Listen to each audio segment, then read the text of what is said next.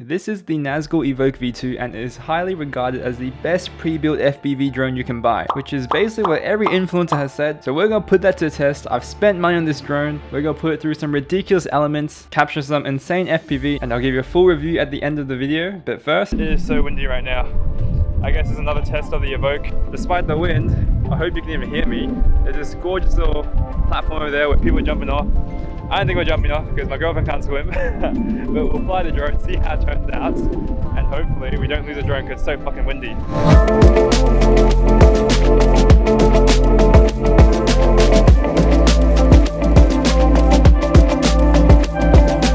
So as you can see, with some stabilization, the footage looks great, but there were some hiccups here and there when trying to go against the wind.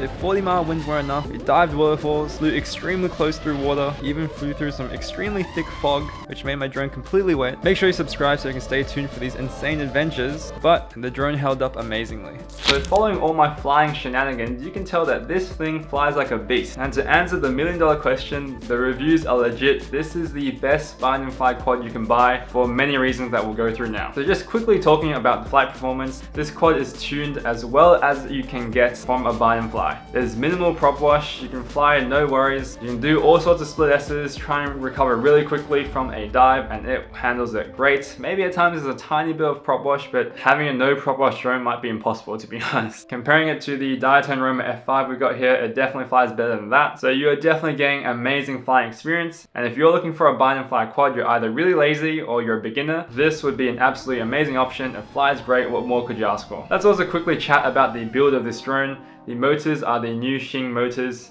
Basically, they work extremely well. I feel like I've flown at similar camera angles when I'm flying the drone, and at lower camera angles, I feel like I'm going really fast because these motors pack a fair punch. That's great, right? Fast is always better, right? The overall frame is very sturdy. We've got fairly thick carbon fiber arms, which are reinforced at these points. And I've crashed this thing time and time again. I just flip it over, fly again, not a problem. In comparison, you can clearly see how the Roma F5 is much more slender than this guy. Even if you look at the points of the arms, there's more carbon fiber that would stick out and try and prevent a crash. This is a really durable drone, great for beginners. Speaking of beginners, Iflight have put a lot of documentation around the whole drone when you set it up, straight out the box, so this drone is extremely beginner friendly. In addition, this enclosed design actually works wonders. I've flown this in very questionable situations and this thing has done great. I would honestly be comfortable flying this drone in some light rain for 2 to 3 minutes, no worries. It's fairly decently enclosed. Obviously, this is not a waterproof drone, so don't go too hard. There are holes where the water can get in. Again, maybe 1 or 2 minutes, I would comfortably fly this thing in some precarious conditions like that. It also keeps all the dust out, which is amazing because it's encountered dirt,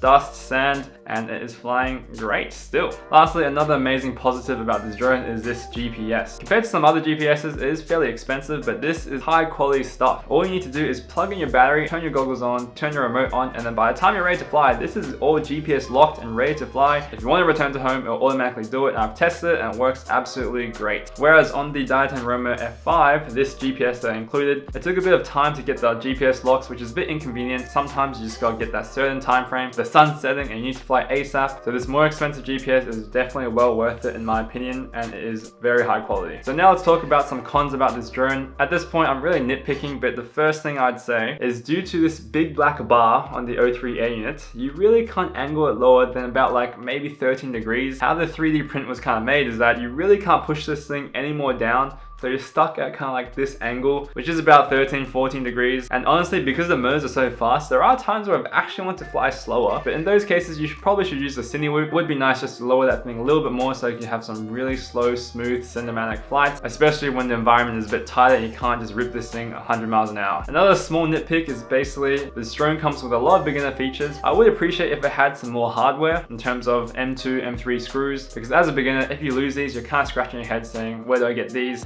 Go to the hardware store. It's pretty annoying. The Diaton Roma F5 V2 came with rows of M2 screws, rows of M3 screws, all different lengths, which is really convenient and great for someone who's just starting because you probably don't have those screws in your backyard. I think the biggest issue I have with this drone, which really isn't a big issue again, but I think it's just a bit too heavy to fly with a GoPro and all your batteries and whatnot. So first, just keep in mind, The O3 unit does some very high quality recording and it's gonna suit the purposes of 95% of the people, but I'm a cinematic tryhard, so I really like having a GoPro. And don't get me wrong, you can definitely fly amazing cinematic FPV with a GoPro, but if I were to freestyle this drone, I would say it's just a bit too heavy for that purpose. If you want to do tricks with great pop, get some nice floaty shots with the drone when you're doing freestyle, this GoPro is going to lug it down a bit and you're not going to have as great pop. But if you just remove it and you're filming freestyle anyway, the O3 unit will do great. So honestly, if you fly freestyle, I would just not use a GoPro. But then again, it would be nice just to get those longer flight times if you cut down a bit of the weight, and then you could punch up quicker if you're doing some crazy dive. That's just a tiny nitpick. But again, it doesn't hinder me at all. You can also imagine why this thing is heavier. It's got these side plates, it's got thicker carbon fiber.